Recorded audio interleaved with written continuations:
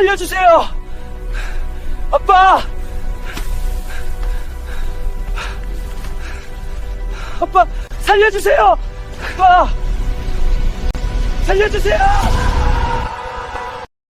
1988년 10월 충청북도 충주 외곽 단풍이 붉게 물든 월악산 자락 등산로 아버지와 아들이 다정하게 산을 오르고 있었습니다.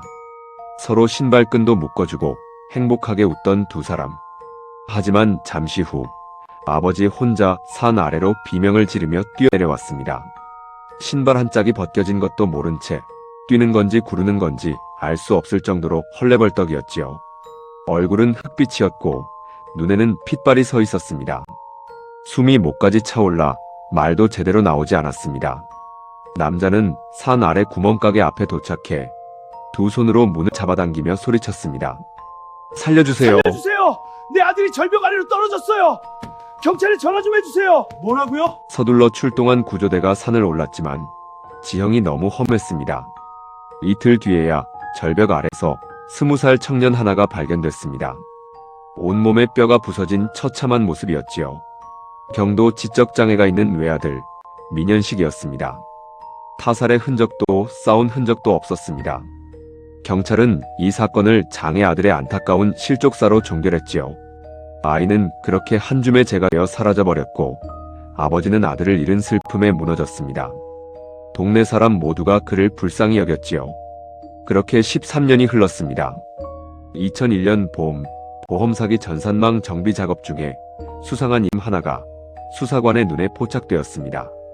민현식 군. 1988년 사고사로 사망보험금 수익자는 이순자. 생활보호 대상자 집안에 아들 앞으로 보험이 3개나 들어있었습니다. 가입기간 1년 미만에 재해사망 특약만 두껍게 설계된 이상한 보험들이었지요. 합계 6천만 원. 당시 기준으로 집 한 채 값이었습니다. 아버지와 아들 단 둘뿐이던 절벽 위에서 그날 도대체 무슨 일이 벌어졌던 걸까요? 과연 그날의 추락사고는 아들의 실수였을까요? 아니면 완벽하게 계산된 연출이었을까요? 홍영웅의 사건 파일. 지금부터 1988년 충주의 그 절벽에서 일어난 충격적인 진실이 밝혀집니다. 이야기를 시작하기 전에 구독과 좋아요는 미제 사건을 다시 세상에 드러내는데 큰 힘이 됩니다. 홍영웅의 사건 파일 시작합니다. 1988년 10월 충주 외곽. 가을산은 고요했습니다. 단풍이 절정이었고 바람 한 점 없이 맑은 날이었지요. 월악산 자락으로 들어가는 등산로 입구에 아버지와 아들이 다정하게 서 있었습니다. 민병호는 낡은 등산화 끈을 메고 있었습니다. 갑자기 현식이가 아버지 손을 툭 쳐냈습니다. 아빠, 내가 해줄게요. 현식이는 무릎을 꿇고 아버지 등산화 끈을 두 손으로 꼭 묶었습니다. 말은 조금 느렸고 손도 조금 서툴렀지만 고개를 들고 환하게 웃는 얼굴은 더없이 맑았습니다. 다 됐어요, 아빠. 민병호는 웃으며 짧게 고맙다고 했습니다. 그리고 산을 올랐습니다. 부자가 오른 코스는 월악산 자락의 오래된 능선길이었습니다. 단풍이 절정이었고 땅에는 낙엽이 두껍게 쌓여 있었지요. 주말이었지만 사람이 드문 코스였습니다. 산세가 가팔랐고 능선 중간에 좁은 절벽 구간이 있어서 초보자들은 잘 찾지 않는 길이었습니다. 현식이는 올라가는 내내 아버지 옆에 바짝 붙어 걸었습니다. 나뭇가지가 낮게 들이운 곳에서는 아버지 팔을 살짝 잡아당겨 조심하라고 알려줬습니다. 현식이는 평소에도 겁이 많은 아이였죠. 높은 곳을 무서워하는 아이였는데도 아버지가 같이 가자고 하면 싫다는 말을 한 번도 한 적이 없었습니다. 두 사람이 능선 중간 절벽 구간에 들어선 것은 오후 1시 반쯤이었습니다. 그때였습니다. 산 아래에서 새소리가 뚝 끊겼습니다. 그리고 짧은 비명 하나가 가을 산속으로 빨려들었습니다. 얼마 뒤 민병호가 산 아래로 뛰어내려오기 시작했습니다. 낙엽을 밟고 미끄러지면서도 멈추지 않았습니다. 신발 한 짝이 벗겨졌죠. 바짓단이 가시던 불에 찢겼습니다. 그러나 그는 달렸습니다. 국도변 구멍가게가 보일 때까지 멈추지 않았습니다. 가게 주인이 황급히 가게 전화 수화기를 건넸고 민병호는 떨리는 손으로 다이얼을 돌렸습니다. 충주 외곽 파출소였습니다. 살려주세요. 아들이 절벽에서 떨어졌어요. 월악산 쪽 능선입니다. 빨리 와주세요. 30분 뒤 경찰 2명과 소방구조대가 산 입구에 도착했습니다. 민병호가 앞장서서 능선으로 올라갔습니다. 구조대가 절벽 아래를 내려다봤습니다. 수직에 가까운 암벽이었습니다. 깊이를 가늠하기 어려웠지요. 아래로 내려가는 길은 없었고 로프 장비 없이는 접근 자체가 불가능했습니다. 날이 기울고 있었습니다. 구조대장이 고개를 저었습니다. 오늘은 내려갈 수가 없습니다. 내일 새벽에 장비를 갖추고 다시 와야 합니다. 민병호는 절벽 난간에 무릎을 꿇고 아래를 향해 소리를 질렀습니다. 현식아, 아들의 이름을 불렀습니다. 현식아. 허공에는 빈 메아리만 울렸고 대답은 없었습니다. 가을 바람만 능선을 타고 지나갔지요. 경찰은 민병호를 산 아래로 데려오면서 조용히 물었습니다. 어떻게 된 일인지, 둘이 어디에 있었는지, 도대체 무슨 일이 있었는지. 민병호는 말했습니다. 잠깐 한눈을 팔고 있는 사이에 현식이가 낙엽을 밟고 미끄러진 것 같았어요. 비명 소리가 들리고 눈앞에서 아이가 사라졌습니다. 그렇게 말하고 민병호는 자신을 원망하는 소리를 내뱉었습니다. 내가 죽인 거예요. 나 때문입니다. 높은 곳을 무서워하는 아이라 옆에서 안전하게 잘 지켜봤어야 했는데 전부 내 책임입니다. 그의 눈에서 눈물이 흘렀습니다. 형사 김동철은 수첩에 받아 적었습니다. 아버지는 서글프게 울고 있었습니다. 이틀이 지났습니다. 장비를 갖춘 구조대가 다시 월악산 자락으로 올라갔습니다. 로프를 절벽에 걸고 대원 2명이 아래로 내려갔습니다. 안반이 깎아지른 듯 서 있었고 바닥은 크고 날카로운 돌덩이들로 가득했습니다. 현식이는 거기 있었습니다. 안반 바닥에 쓰러진 채 차마 눈을 뜨고 보기가 처참했지요. 높은 곳에서 떨어지면서 머리와 온몸의 뼈가 부서져 있었습니다. 구조대원 하나가 잠시 고개를 돌렸습니다. 20살 청년이었는데도 너무 작아 보였지요. 시신이 수습됐고 부검이 진행됐습니다. 결과는 명확했습니다. 다발성 골절과 두부 손상, 약물 반응은 음성, 외부 타격 흔적은 발견되지 않았습니다. 담당 형사 김동철은 보고서를 받아보며 짧게 한숨을 내쉬었습니다. 사고사, 추락에 의한 사망. 그 즈음 형사 김동철은 민병호를 다시 불렀습니다. 혹시 모를 가능성을 확인해야 했으니까요. 그런데 민병호의 상태가 심상치 않았습니다. 사흘째 잠을 못 잔 얼굴이었습니다. 눈밑이 시커멓게 꺼져 있었고 말할 때마다 목소리가 흔들렸습니다. 형사가 질문을 이어가다 현식이 이야기가 나오자 민병호는 고개를 떨구고 한동안 말을 잇지 못했습니다. 형사는 수첩을 덮었습니다. 이 사람이 아들을 죽였다고 생각하기 어려웠습니다. 아니, 애초에 아버지가 자신의 소중한 아들을 죽일 이유가 없다고 생각했지요. 현식이가 어떤 아이였는지는 어머니 이순자의 말을 들으면 알 수 있었습니다. 현식이는 매일 아침 어머니보다 먼저 일어났습니다. 일어나서 마당을 쓰는 건 빠뜨린 적이 없었지요. 어머니가 시장을 다녀오면 무거운 봉지를 빼앗아 들고 뭐 사왔어요? 물어보곤 했습니다. 아버지가 일을 마치고 들어올 때는 현관에서 기다렸다가 작업복 어깨에 흙을 손으로 털어줬습니다. 말은 또래보다 느렸습니다. 글씨도 삐뚤삐뚤했습니다. 그래도 이순자는 현식이 받아쓰기 공책을 한 권도 버리지 못했습니다. 삐뚤삐뚤한 글씨로 가득 찬 공책이 장롱 안에 수북히 쌓여 있었지요. 어머니가 아플 때면 현식이는 머리맡에 쪼그려 앉아서 자기 손으로 이마를 짚었습니다. 엄마, 많이 아프죠? 이렇게 물어보곤 했지요. 따뜻한 아이였습니다. 수사 막바지에 형사 김동철은 현식이 앞으로 보험 3건이 가입돼 있다는 사실을 확인했습니다. 피보험자는 현식이었고 수익자는 어머니 이순자였습니다. 총 보험금은 6천만 원. 생활보호 대상자 가정에서 감당하기 쉽지 않은 금액이었습니다. 궁금해진 형사가 민병호에게 물었습니다. 민병호는 천천히 대답했습니다. 장애가 있는 아이라 언제 사고가 생길지 모른다고. 병원비가 워낙 많이 드는데 큰 사고라도 나면 우리 같은 형편에는 감당이 안 된다고. 그래서 무리해서라도 상해보험이라도 들어놓자 싶어서 들었다고 했습니다. 형사는 고개를 끄덕였습니다. 장애 아동을 키우는 부모가 아이 앞으로 큰 보험을 드는 것, 이해하지 못할 일은 아니었습니다. 어려운 형편에 무리해서 보험료를 낸 것도 아들에 대한 걱정이 그만큼 컸다는 뜻으로 읽혔지요.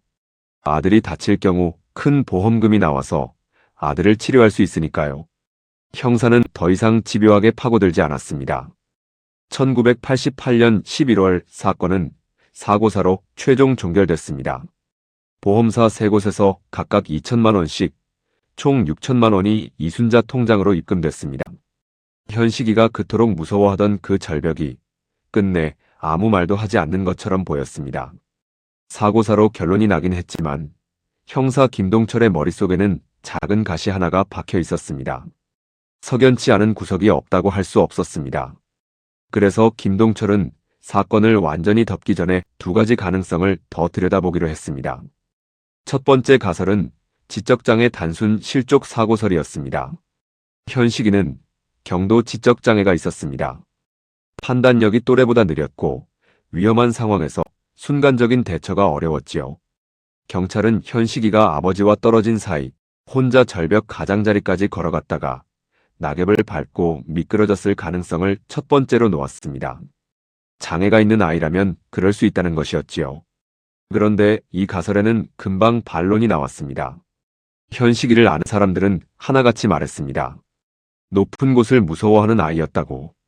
절벽 근처에는 절대 혼자 가지 않았을 거라고. 이웃 주민 한 명은 이렇게 말했습니다. 현식이가 높은 데를 얼마나 무서워했는지 알아요? 우리 집 2층 올라오는 것도 무서워했던 애인데. 첫 번째 가설이 흔들리자 2번째 가설이 떠올랐습니다. 제3자 범인설이었습니다. 이것은 아버지 민병호의 진술에서 비롯됐습니다.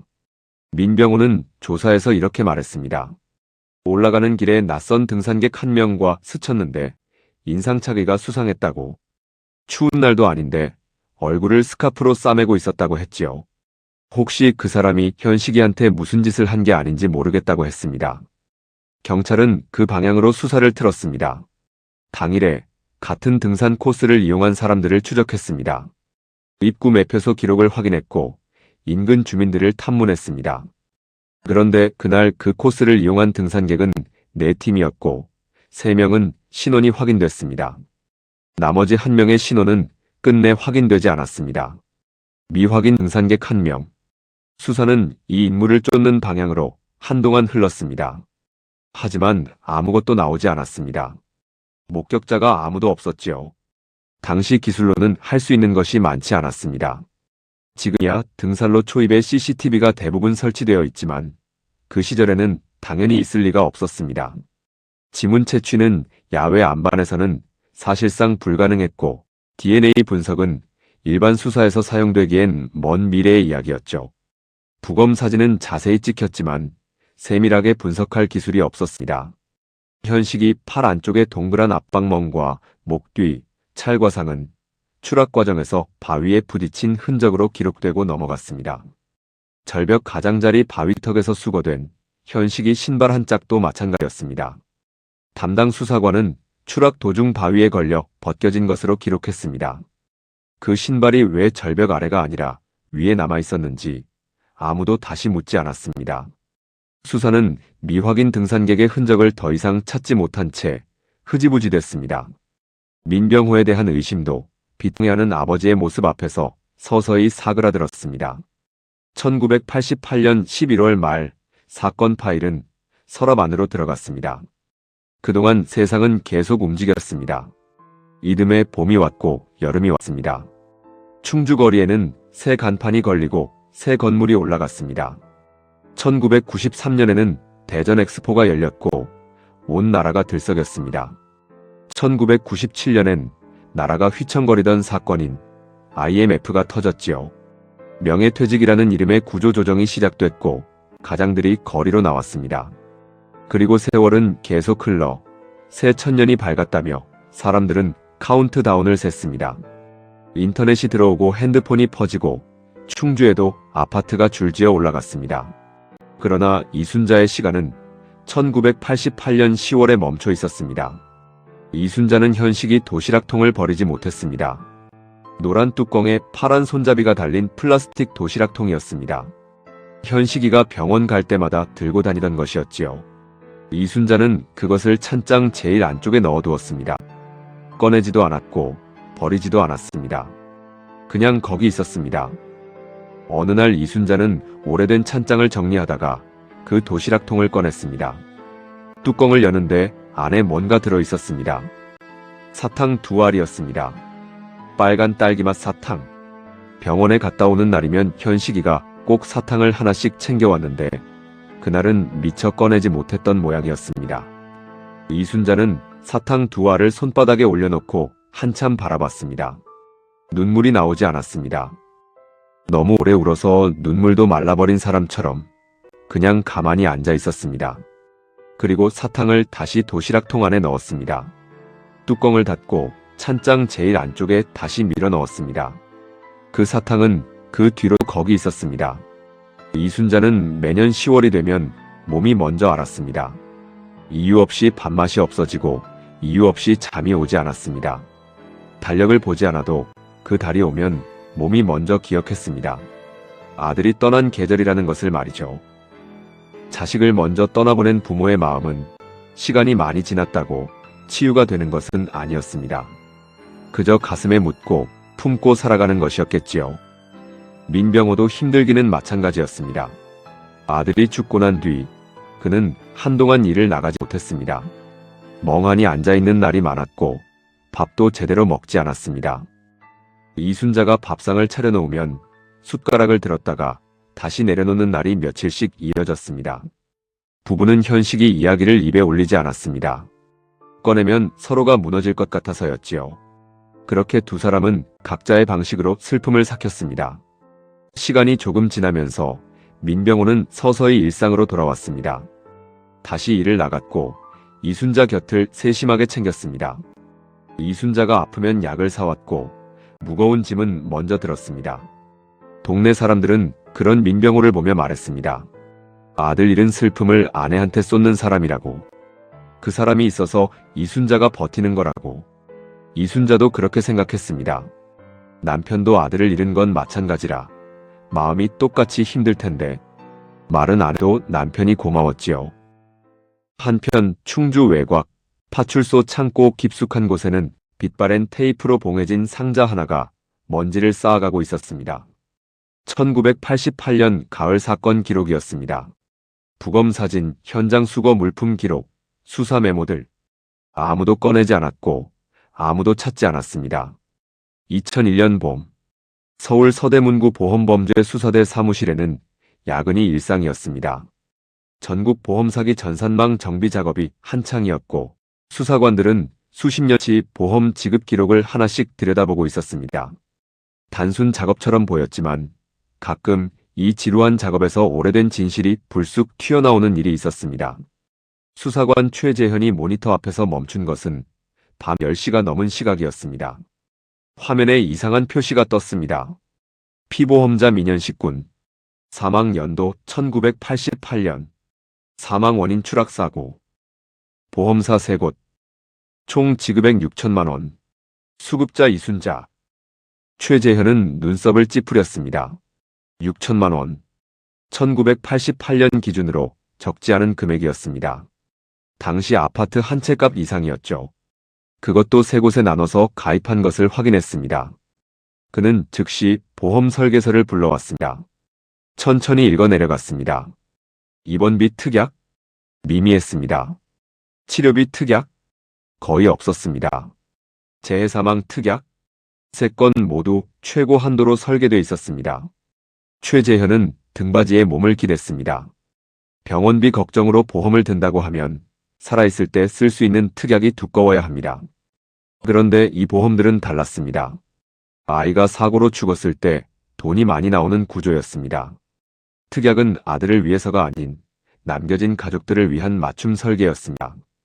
그 순간 수사관의 촉이 날카롭게 반짝였습니다. 다음 날 아침 최재현은 충주경찰서에 연락했습니다. 1988년 사건 파일을 요청했습니다. 사흘 뒤 파일이 도착했습니다. 낡은 종이 서류 묶음이었습니다. 테이프가 발에 있었고 종이 모서리가 바스러져 있었습니다. 최재현은 파일을 펼쳤습니다. 오래된 종이에 먼지 냄새가 올라왔습니다. 수사 기록, 부검 보고서, 현장 사진, 증거 수거 목록. 최재현은 부검 사진을 먼저 꺼냈습니다. 법의학 자문을 요청하기 위해 사진들을 하나씩 살폈습니다. 그러다 한 장 앞에서 멈췄습니다. 현식이 왼쪽 팔 안쪽이었습니다. 타원형으로 눌린 것 같은 멍이 선명했습니다. 목 뒤 카라 부근에도 찰과상이 있었습니다. 1988년 수사 기록엔 추락 과정 중 안반에 부딪혀 생긴 외상이라고 짧게 적혀 있었지요. 최재현은 그 문장에 밑줄을 그었습니다. 즉시 국립과학수사연구원에 자문을 요청했습니다. 일주일 뒤 답변이 왔습니다. 팔 안쪽 타원형 압박 멍의 위치와 형태는 낙하 충격과 일치하지 않습니다. 뒤에서 강하게 붙잡거나 밀어냈을 때 나타나는 압박 패턴에 가깝습니다. 목 뒤 찰과상 역시 추락 과정에서 생기기 어려운 위치입니다.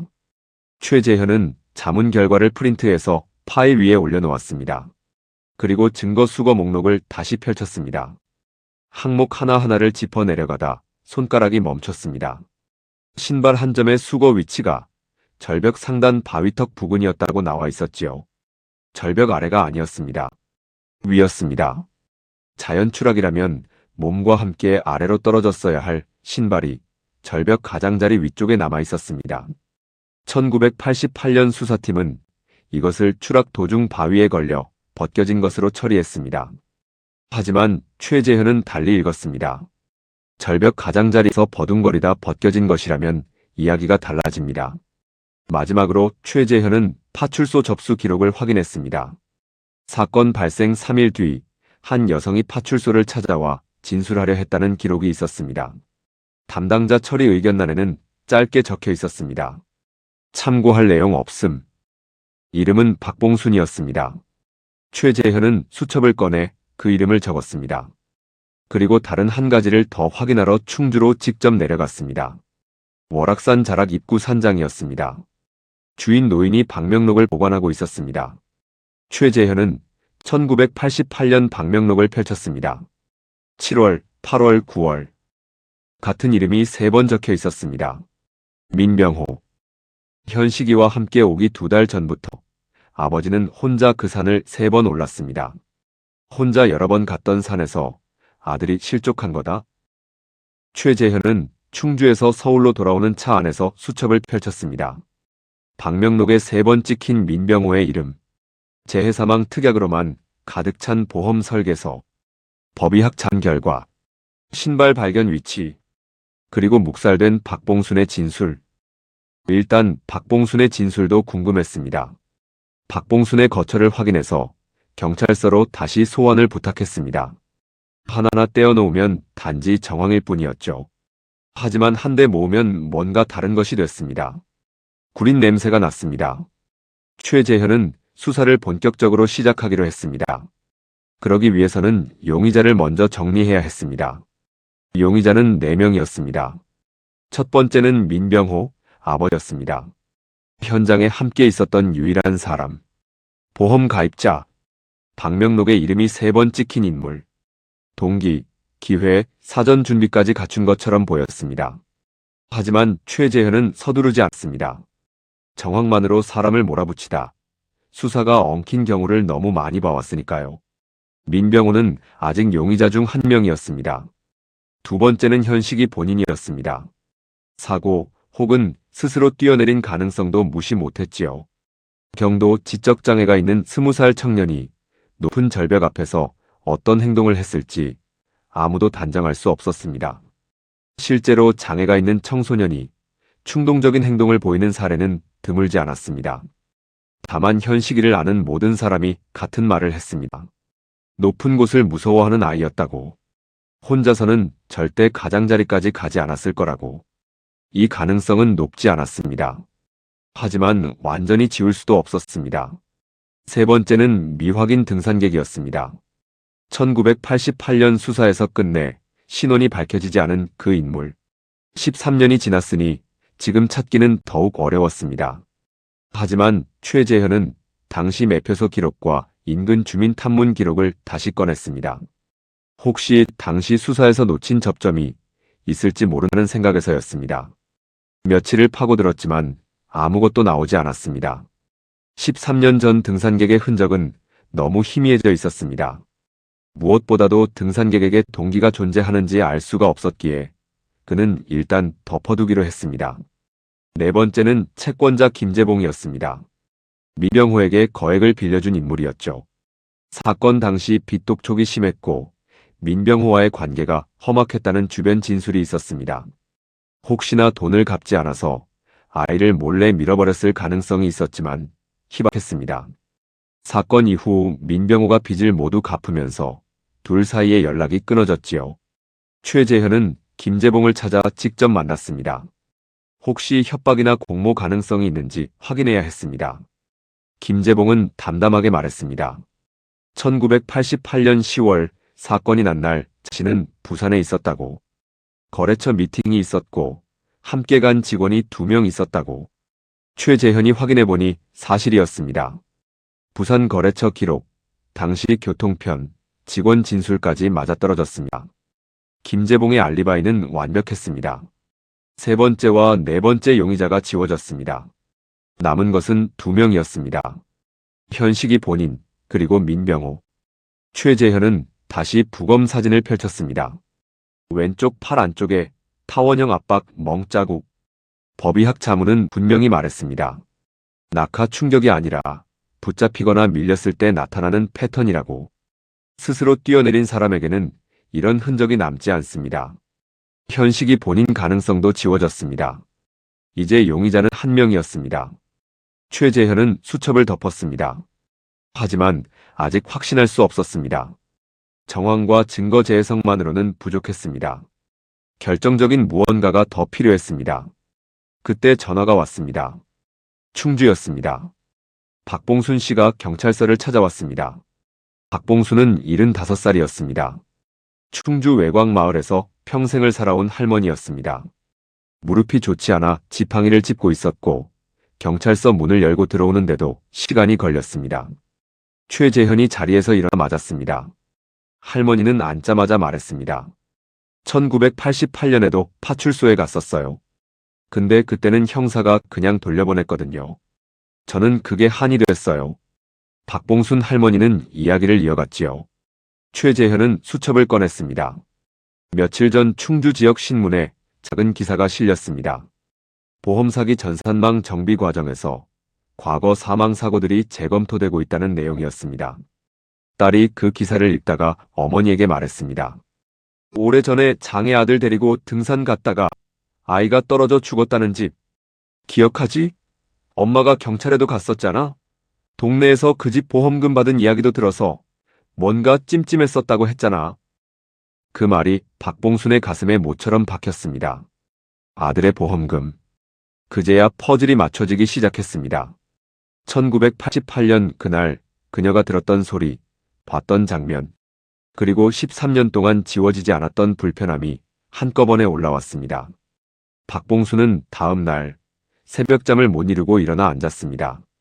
그 아이 목소리가 또 귓가에 맴돌았습니다. 13년 동안 단 한 번도 완전히 지워진 적 없는 목소리였습니다. 그리고 며칠이 지나지 않아 경찰에서 소환 연락이 왔던 겁니다. 박봉수는 연락을 받자마자 딸에게 말했습니다. 경찰서에 가야겠다고. 박봉수는 천천히 그날을 꺼냈습니다. 1988년 10월, 그녀는 절벽 아래쪽 다른 등산로에서 산나무를 채취하고 있었습니다. 오후 1시가 조금 넘은 무렵이었습니다. 그때 위쪽에서 소년의 목소리가 들렸습니다.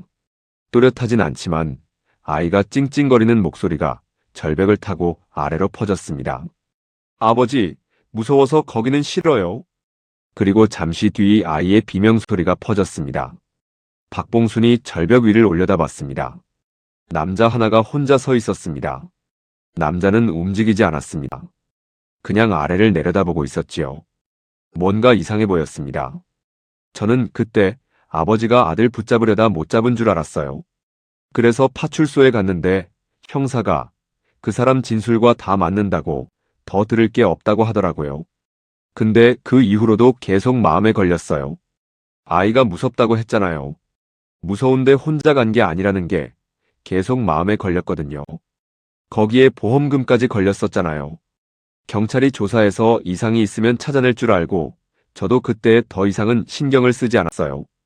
최재현은 박봉순의 진술을 받아 적으며 천천히 숨을 내쉬었습니다. 무서워서 거기는 싫어요. 이 한마디가 모든 것을 바꿨습니다. 현식이는 스스로 절벽 가장자리로 걸어간 것이 아니었습니다. 무서워하면서도 그쪽으로 갔다는 것은 누군가 데리고 갔다는 뜻이었습니다. 최재현은 파일을 펼쳤습니다. 지금까지 모인 것들을 하나씩 다시 짚었습니다.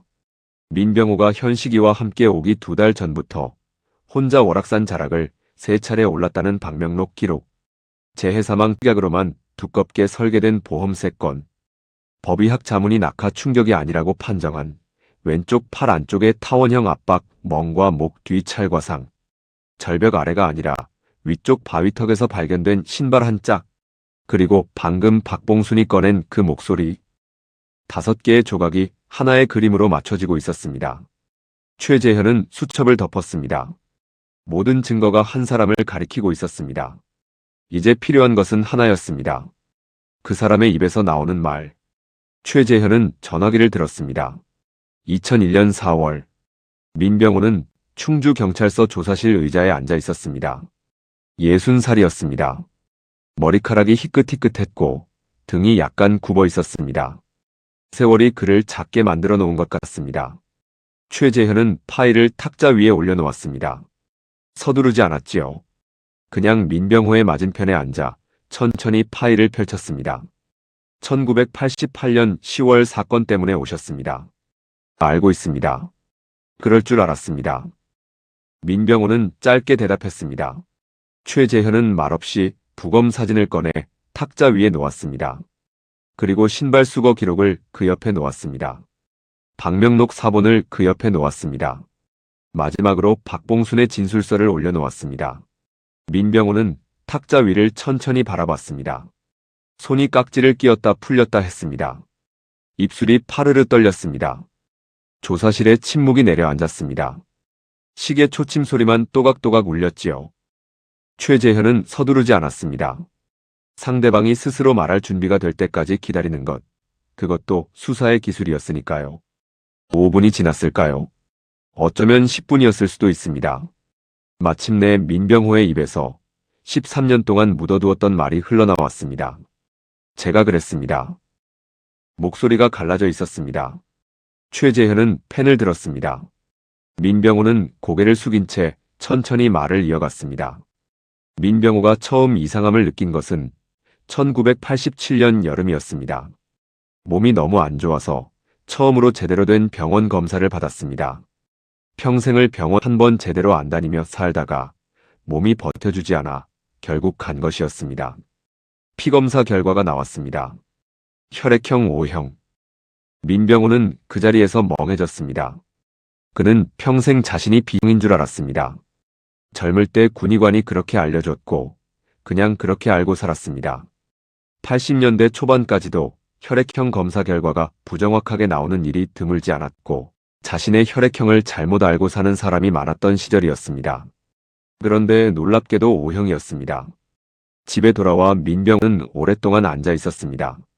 현식이가 AB형이라는 것을 알고 있었습니다. 병원을 자주 다니는 아이였으니 혈액형이 정확하게 나와 있었습니다. AB형. 현식이 엄마가 A형이었죠. 최근 병원 검사에서도 이순자는 A형이었습니다. 그런 상황에서 AB형은 O형 아버지에게서는 절대 나올 수 없는 혈액형이었습니다.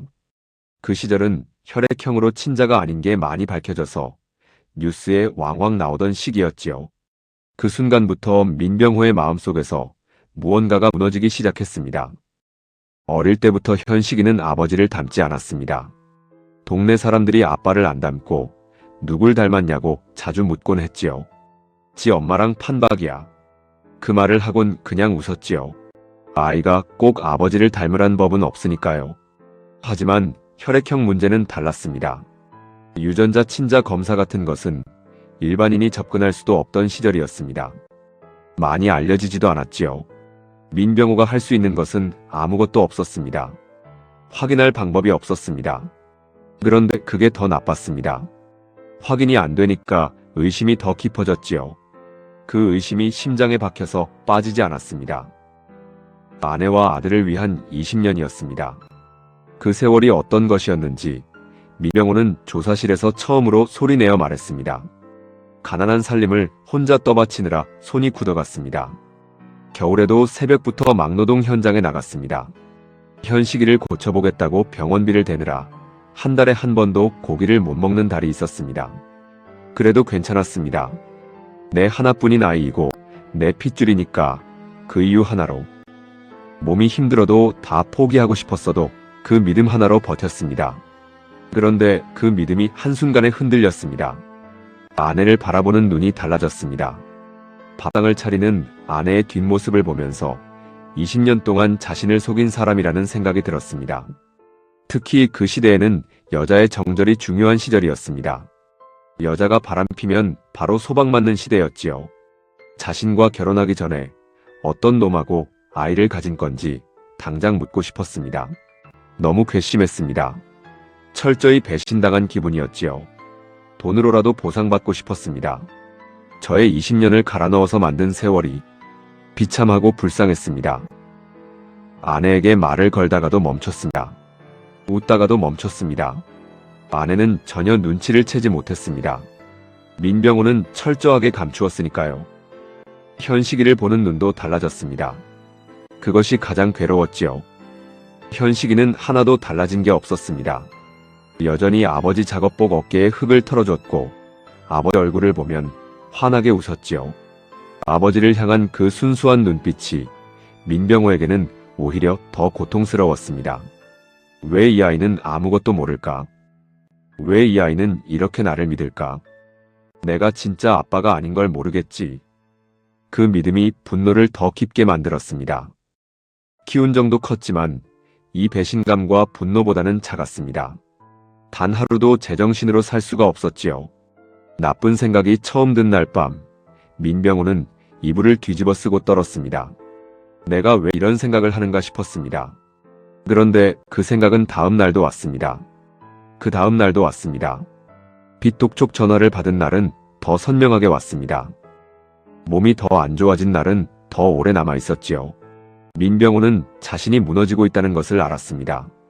그러나 멈추지 못했지요. 도움을 구할 곳도 없었습니다.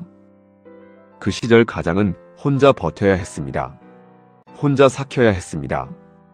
그리고 민병호는 잘못된 방향으로 혼자 걸어 들어갔습니다. 보험 설계사를 불렀습니다. 치밀하게 보험을 설계했습니다. 그리고 미리 산을 혼자 올라가 봤습니다. 7월에 한 번, 8월에 한 번, 9월에 한 번, 절벽 구간을 걸어보고 내려왔습니다. 어디서 어떻게 하면 되는지 눈에 익혔습니다. 그 사흘 동안 민병호는 밤마다 잠을 자지 못했습니다. 낮에는 아무 일 없는 것처럼 밥을 먹고 일을 나갔습니다. 현식이가 아버지 어깨를 주무르며 힘들었지요 하고 물으면 괜찮다고 했습니다. 그 손이 등 위에 얹힐 때마다 민병호는 눈을 감았습니다. 그래도 멈추지 않았습니다. 현식이는 아버지가 같이 가자고 하면 싫다는 말을 한 번도 하지 않았습니다.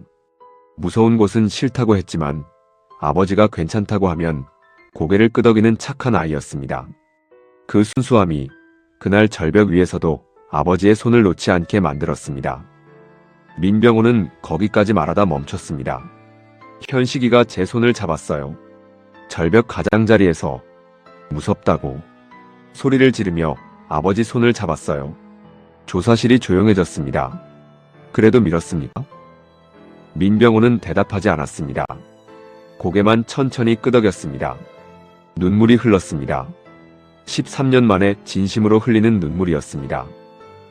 그날의 진실은 이렇습니다.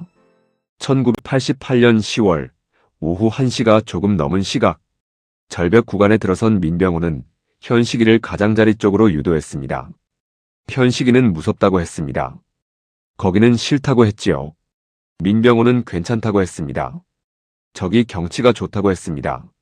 현식이는 아버지 말을 믿었습니다. 가장자리에 선 순간 현식이는 아래를 내려다보고 겁을 먹었지요. 아버지 팔을 꽉 잡았습니다. 그 순간 민병호가 밀었습니다. 두 눈을 질끈 감고 현식이는 버둥거렸습니다.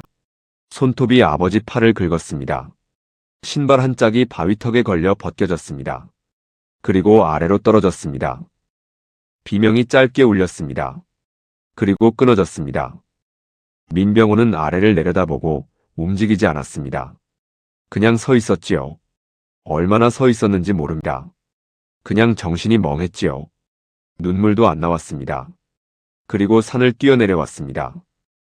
그리고 민병호는 그렇게 보험금을 아내 이름으로 받아 자신을 향한 의심을 피해보려고 했지요. 하지만 민병호는 현식이를 20년이나 키운 아버지였습니다. 분노에 아이를 죽음으로 몰았지만 13년 동안 단 하루도 편한 날이 없었습니다. 후회했습니다. 아이는 죄가 없다는 걸 긴 시간이 지나고서야 알았습니다. 분노가 가라앉고 나서야 보이기 시작했습니다. 미안하다 현식아. 민병호는 2001년 6월 살인죄로 기소됐습니다. 재판은 이듬해까지 이어졌습니다. 1988년 당시 기술로는 불가능했던 증거제 해석, 법의학 자문 결과, 박명록 기록, 박봉순의 목격 진술, 그리고 민병호 자신의 자백, 이 모든 것이 법정 위에 올라왔습니다.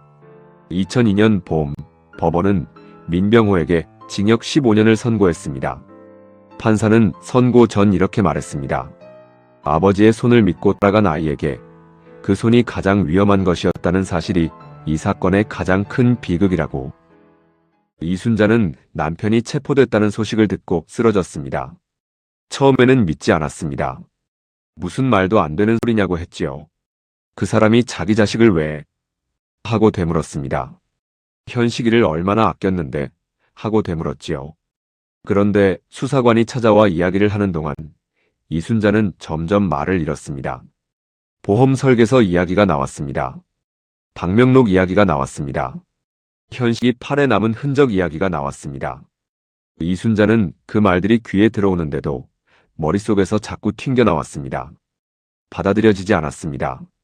이 사람이 내 남편 이야기를 하는 건지 다른 사람 이야기를 하는 건지 분간이 되지 않았지요. 그리고 중요한 혈액형 이야기가 나왔습니다. 수사관이 조심스럽게 말했습니다. 민병호가 O형이었고 현식이가 AB형이었다고. 남편이 그것을 계기로 친자 의심을 품게 된 것 같다고 말이죠. 이순자는 그 자리에서 굳어버렸습니다.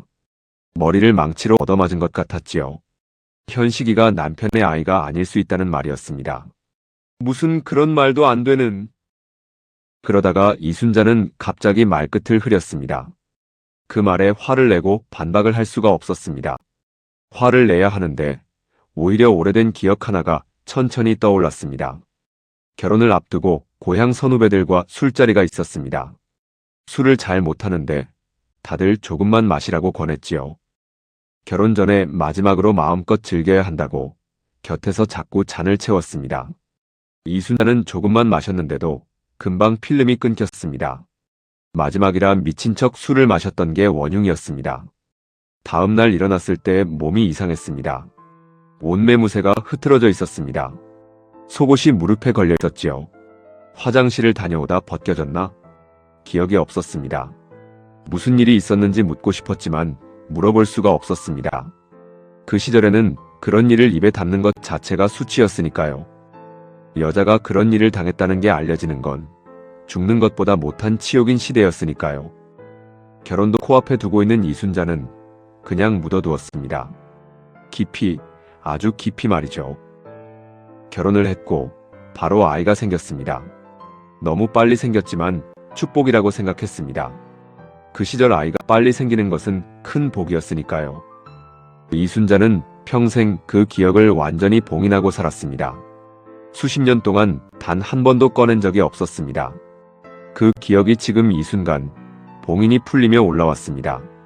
이순자는 온몸이 떨렸습니다. 수사관 앞에서 입을 막고 고개를 숙였습니다.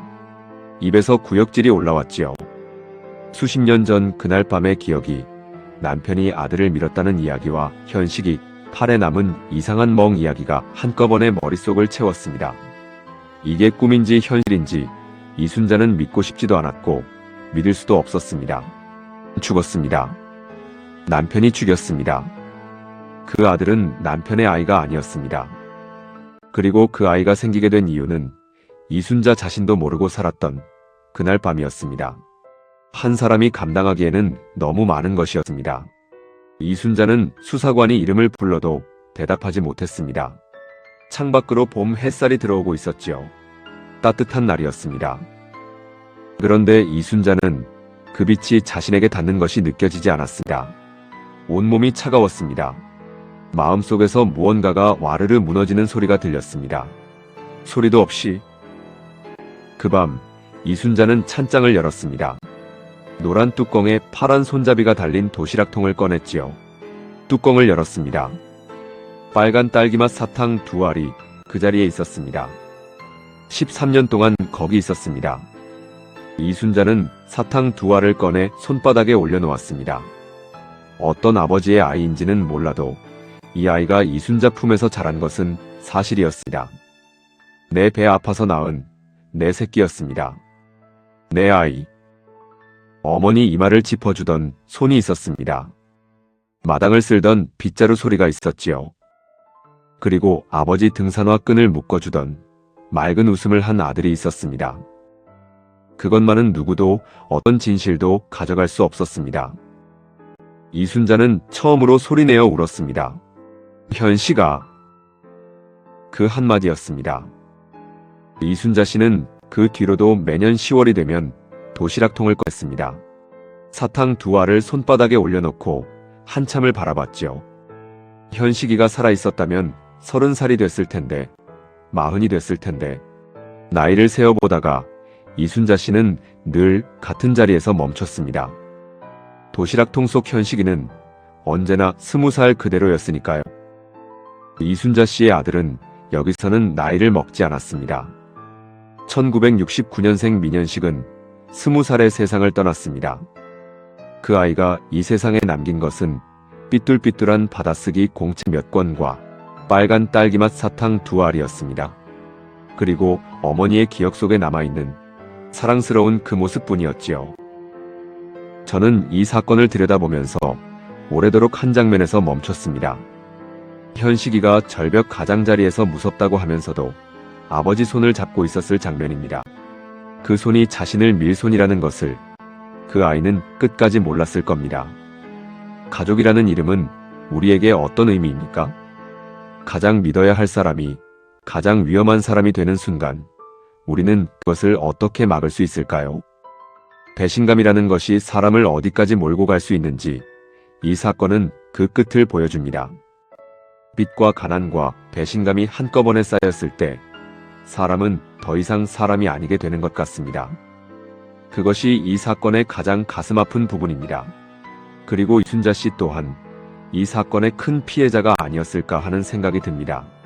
자신도 몰랐던 과거의 상처로 인해 이렇게 아들과 남편을 동시에 잃게 되는 끔찍한 일을 겪은 이순자 씨가 어쩌면 가장 가슴 아픈 피해자가 아니었을까 생각하게 됩니다.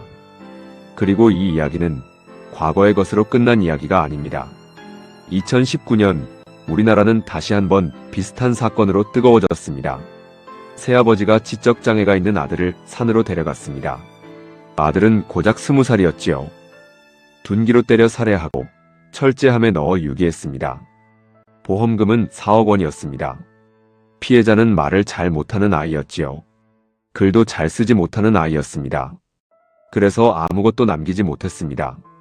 아무것도 말하지 못했습니다. 1988년의 현식이처럼 가장 믿어야 할 사람 옆에서 가장 무방비로 세상을 떠났습니다. 스스로를 지킬 수 없는 이들이 가장 안전해야 할 곳은 바로 가족의 품입니다. 그 품이 위험하다면 우리 사회가 그 아이들의 품이 되어야 합니다. 현식이는 아버지 등산화 끈을 메어주던 따뜻한 아이였습니다. 자기를 데려간 사람이 아버지였기 때문에 끝까지 손을 잡고 따라 올라갔을 겁니다. 그 아이의 맑은 손을 생각하면 지금도 가슴이 먹먹합니다. 홍영웅의 사건 파일. 오늘 이야기는 여기까지입니다. 구독과 좋아요, 하이프는 미제 사건을 다시 세상으로 끌어내는데 큰 힘이 됩니다. 시청해주셔서 감사합니다.